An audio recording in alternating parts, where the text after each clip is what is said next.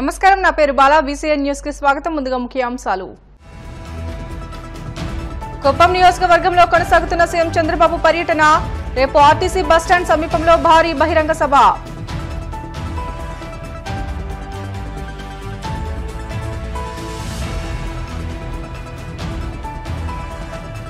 సొంత పార్టీ ఎమ్మెల్యేలతో deputy CM Pawan Kalyan భేటీ. అసెంబ్లీలో వ్యవహరించాల్సిన తీరుపై అవగాహన.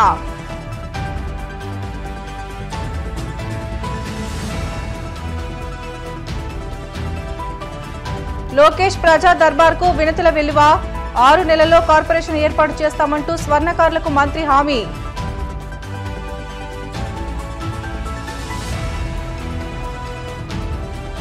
ఎన్నికల ముందు ప్రజలకిచ్చిన హామీలను నెరవేరుస్తాం. పీఎంపీ, ఆర్ఎంపీ అసోసియేషన్ సభ్యుల సమావేశంలో పిఠాపురం మాజీ ఎమ్మెల్యే వర్మ స్పష్టం. చిత్తూరు జిల్లా కుప్పం నియోజకవర్గంలో ఏపీ ముఖ్యమంత్రి చంద్రబాబు పర్యటిస్తున్నారు. సీఎంగా ప్రమాణం చేసిన తర్వాత తొలిసారి సొంత నియోజకవర్గానికి వచ్చిన చంద్రబాబుకు ఉమ్మడి చిత్తూరు జిల్లా ఎమ్మెల్యేలు, స్థానిక నేతలు, పార్టీ కార్యకర్తలు ఘన స్వాగతం పలికారు. అనంతరం శాంతిపురం మండలం జల్లిగానిపల్లె వెళ్లిన చంద్రబాబు అర్ధాంతరంగా నిలిచిపోయిన హాంద్రినివా కాల్వ పనులను పరిశీలించారు. అధికారులను వివరాలు అడిగి తెలుసుకున్నారు. కుప్పం నియోజకవర్గంలో మంగళవారం, బుధవారం సీఎం పర్యటన కొనసాగనుంది. సాయంత్రం ఆర్టీసీ బస్టాండ్ సమీపంలో నిర్వహించే బహిరంగ సభలో పాల్గొంటారు. బుధవారం ఉదయం ఆర్ఎండ్బీ అతిథి గృహం వద్ద ప్రజల నుంచి వినతులు స్వీకరిస్తారు. అనంతరం ప్రజలను ఉద్దేశించి చంద్రబాబు మాట్లాడుతూ తనకు మళ్లీ జన్మ ఉంటే కుప్పంలో పుడతానని అన్నారు. మళ్లీ జన్మ అనేది ఉంటే కుప్పం ముద్దు బిడ్డగానే పుడతాను, మీ సేవ కోసమే ఉంటాను. అలాంటి అరుదైన అనుభవం ఈ నియోజకవర్గం. ఈసారి ఎన్నికలు జరిగాయి.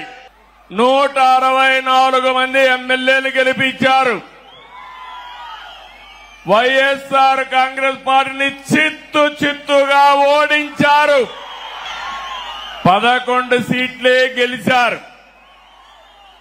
అంటే ప్రజాస్వామ్యంలో ఎవరైనా సరే విర్ర వీగితే ఇదే గతి పడుతుందని ప్రజలు నిరూపించారని చెప్పి నేను మీ అందరికీ తెలియజేస్తున్నా.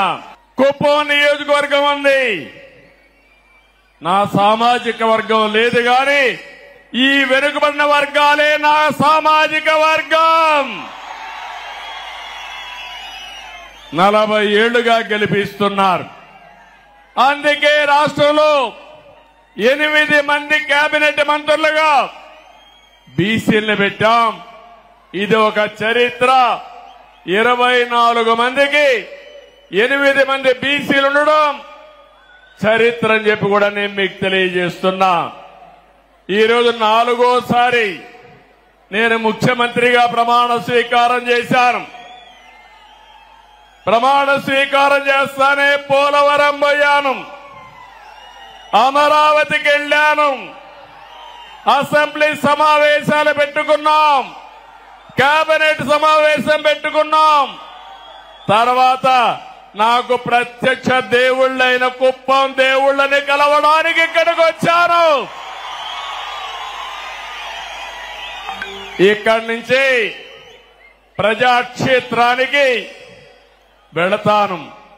వెళ్లే ముందు మీ ఆశీస్సులు తీసుకోవాలని, మీ అందరితో కలిసి మాట్లాడాలని, మిమ్మల్ని చూడాలనే ఉద్దేశంతోనే నేను ఇక్కడికి వచ్చాను. నేను ఈరోజు ఒకే ఒక విషయం మీ అందరికీ విజ్ఞప్తి చేస్తున్నాను. నేను మీకు రుణపడి ఉన్నాను. 5 ఏళ్లలో మీ రుణం తీర్చుకుంటానని మరొక్కసారి మీ అందరికీ హామీ ఇస్తున్నా, వాగ్దానం ఇస్తున్నా. అన్ని విధాలా అభివృద్ధి చేస్తాను. భగవంతుడు నాకు ఎంత శక్తి ఇస్తే అంత శక్తిని ఉపయోగించి కుప్పాన్ని అగ్రస్థానంలో పెట్టడానికి ప్రయత్నం చేస్తాను. తన పార్టీ ఎమ్మెల్యేలతో డిప్యూటీ సీఎం పవన్ కళ్యాణ్ భేటీ అయ్యారు. త్వరలో అసెంబ్లీ సమావేశాలు ఉన్న నేపథ్యంలో ఎమ్మెల్యేలతో పవన్ సమావేశమయ్యారు. అసెంబ్లీలో వ్యవహరించాల్సిన తీరు, అసెంబ్లీ కార్యక్రమాలపై ఎమ్మెల్యేలకు జనసేనాని అవగాహన కల్పించారు. వారాహి అమ్మవారి దీక్ష చేపట్టిన పవన్ దీక్షా వస్త్రాలు ధరించి ఎమ్మెల్యేల అవగాహన కార్యక్రమంలో పాల్గొన్నారు. విజయవాడలోని క్యాంపు కార్యాలయంలో ఎమ్మెల్యేలతో పవన్ భేటీ అయ్యారు.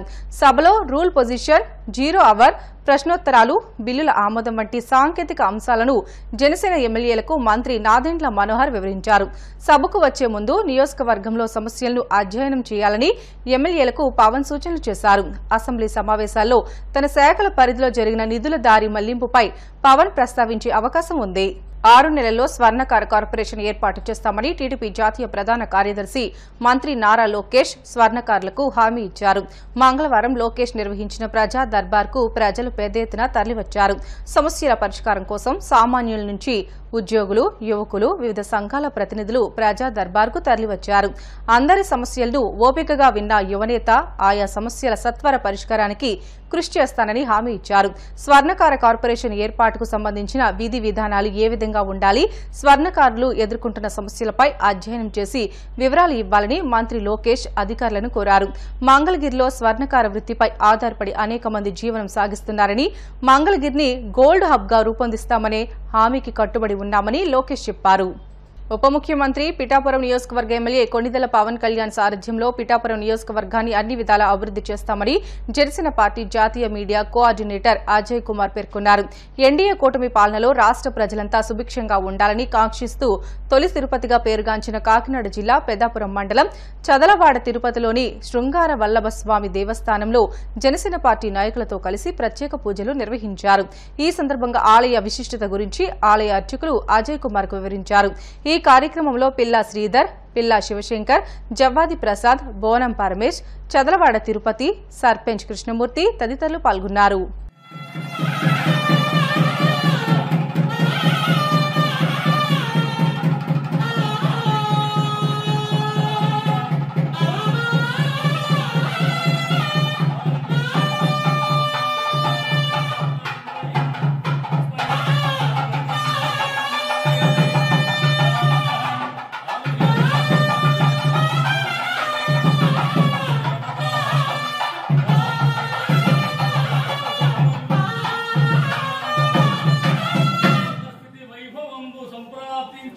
యోగమే సత్వరమే కల్గగాహం దైవ సకృపనంతరమైనం సంభరిత స్థితిని మీకు నిచ్చడి వాక్మన్ సంక్రాంతిగుణ్ శుభగం శుభం అఖండ పునర్దర్శన ప్రాప్తిరస్తు తథాస్తు. అద్భుతమైన దేవుళ్ళని సందర్శించడానికి వచ్చాం. స్వామివారు వేల సంవత్సరాల నుంచి ఇక్కడనే స్వయం ప్రతిష్టాపన కూర్చోవాలని చెప్పి మన దేశంలో 118 తిరుపతులు ఉన్నాయని చెప్పి అందులో కొన్ని తిరుపతి అని చెప్పి లోపల చెప్తే తెలుసుకోవడం జరిగింది. లోపల పట్టే ఉద్యోగాన్ని దర్శనం కాకుండా మనసు ఎంతో శాంతి కలిగించే విధంగా స్వామివారు చాలా అందరినీ కూడా భక్తుల్ని శాంతిపరిచి చాలా ఆహ్లాదంగా ఉంది. లోపల చాలా బాగా మెయింటైన్ చేస్తున్నారు. టెంపుల్ని నేను ఇట్లా చంద్రా చెప్పారు ఎమ్మెల్యే ఏదైతే ఉన్నారో బాగా డెవలప్ చేశారని చెప్పి నిజంగా కూడా ఇక్కడ తిరుపతిలో స్వామివారు మనకు తిరుపతి అంటేనే చాలా పవిత్రం. అక్కడ తిరుమలలో వెంకన్న స్వామి గారు వాళ్ళ యొక్క ఆశీస్సులతోనే మన తెలుగు రాష్ట్రాలు వృద్ధి చెందుతుంటాయి. అటువంటి ఈ స్వామివారి ఆశీస్సులు ఇక్కడ ప్రజలందరికీ కూడా మెండుగా ఉండాలని, అందరూ కూడా సంతోష ఐశ్వర్య ఆరోగ్యాలు ఉండాలని స్వామివారిని ప్రార్థిస్తున్నాం. మాజీ ముఖ్యమంత్రి జగన్మోహన్ రెడ్డిపై హీరో సుమన్ ఆసక్తికర వ్యాఖ్యలు చేశారు. కరోనా కష్టకాలంలో జగన్ ప్రజలను ఆదుకున్నారని గుర్తు చేశారు. అయితే కూటమి ప్రభుత్వం అమరావతిని అమెరికా తరహాలో అభివృద్ది చేయాలని కోరుకుంటున్నట్లు తెలిపారు. ప్రభుత్వం సంక్షేమం విషయంలో ప్రత్యేక శ్రద్ధ వహించాలని కోరారు. ఒక రౌండ్ వచ్చి మళ్ళీ అభిమానులు అందరూ కలిసి ఆయన్ని గెలిపించాలని చెప్పేసి మొన్న జరిగిన ఎలక్షన్కి అప్పుడు జరిగిన ఎలక్షన్కి చాలా డిఫరెన్స్ ఉంది. అంటే ప్రజల్లో కానీ అభిమానులు ఎప్పుడు ఉంటారు, ప్రజల్లో కూడా ఒక మార్పు వచ్చి ఆయన పిఠాపురంలో ఆయన గెలవాలని చెప్పేసి ఆయన చేశారు. సరే, ఆయన ఇప్పుడు మినిస్టర్గా ఉంటున్నారు. సో ఇంకో ప్రశ్న ఏంటంటే ఆయన మినిస్టర్గా అయిన తర్వాత మరి షూటింగ్స్ ఎట్లా, మరి సినిమాలు ఒప్పుకున్నారు కదా అనేది. ఎమ్మెల్యేగా ఉంటూ షూటింగ్స్ చేసుకోవచ్చు. అంటే బాలకృష్ణ గారు ఉన్నారు, ఆయన ఎమ్మెల్యేగా ఉంటూ నియోజకవర్గం అటెండ్ చేస్తూ ఇది చేస్తున్నారు. ఓకే, మినిస్టర్ అయిన తర్వాత ఎలా చేయబోతున్నారు అనేది తెలియదు. ఎందుకంటే బాధ్యతలు ఎక్కువ ఉన్నాయి, ఆయనకి పోర్ట్ఫోలియోస్ ఎక్కువ ఉన్నాయి. సో అది ఆయన ఇష్టం, ఆయన ఎట్లా చేస్తారు. ఎందుకంటే మెయిన్గా ఇచ్చిన పోర్ట్ఫోలియోస్కి న్యాయం చేయాలి, ప్రజలకి ఆయన న్యాయం చేయాలి, గవర్నమెంట్ ఎటువంటి తప్పు రాకూడదు, ఎటువంటి ఆయన మీద బ్లేమ్ రాకూడదు. ఎందుకంటే పాలిటిక్స్ అనేది నేమ్ ఉంది, ఫేమ్ ఉంది, బ్లేమ్ ఉందండి. ఇది ముందు నుంచి నేను చూస్తున్నాను. సో అందరినీ సాటిస్ఫై చేయలేము, ఎక్కడో ఒక మైనస్ ఉంటుంది, ఎవడో కంప్లైంట్ చేస్తాడు. లేదు ఇప్పుడు ఫైల్స్ సంతకం పెట్టేటప్పటికి 100 ఫైల్స్లో ఎక్కడో ఒక ఫైల్లో ఒక రాంగ్ సిగ్నేచర్, ఇవన్నీ చాలా ఉంటాయి. సో టైం ఇక్కడ ఏంటంటే మెయిన్గా నేను ఏమంటానంటే ప్రతి మనిషికి ఆ టైం అనేది బాగా కలిసి వస్తాయండి, అన్ని సక్రమంగా జరుగుతాయి. తిరుపతి జిల్లా గూడూరు పట్టణంలోని ప్రసన్న వెంకటేశ్వర స్వామి దేవస్థానంలో వార్షిక బ్రహ్మోత్సవాలు వైభవంగా జరుగుతున్నాయి. ఈ క్రమంలో సోమవారం వైభవంగా చక్రస్నానం నిర్వహించారు. వేద పండితుల ఆధ్వర్యంలో దేవస్థానంలో స్వామి అమ్మవార్లకు వసంతోత్సవం నిర్వహించిన అనంతరం సుదర్శన చక్రానికి ప్రత్యేక పూజలు నిర్వహించి చక్రస్నానం సాంప్రదాయబద్దంగా నిర్వహించారు.